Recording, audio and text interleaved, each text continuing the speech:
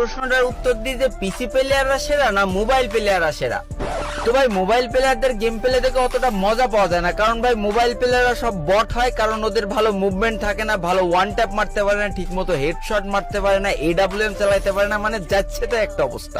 কিন্তু ভাই পিসি প্লেয়ারদের খেলা দেখে যে লেভেলের মজা পাওয়া যায়, ওদের যা মুভমেন্ট থাকে আর ভাই ওরা যা ওয়ান ট্যাপ মারতে পারে আর যে লেভেলের AWM চালাইতে পারে না, হ্যাঁ এই জন্য ভাই যুগে যুগে যত পুরো প্লেয়াররা এসেছে সব কিন্তু পিসি প্লেয়ার, কেউ কিন্তু ফোন প্লেয়ার না। আর এই কথাগুলো যারা বলে না তারা আসলে একটা বোকাচোদা। কারণ ভাই যে জীবনে একবার হলেও ফোন দিয়ে গেম খেলেছে আর যার মাথায় গুণা থেকে একটু হলেও ঘৃণা আছে, সে অন্তত পিসি প্লেয়ার আর ফোন প্লেয়ার কোনোদিন এক দৃষ্টিতে দেখবে না।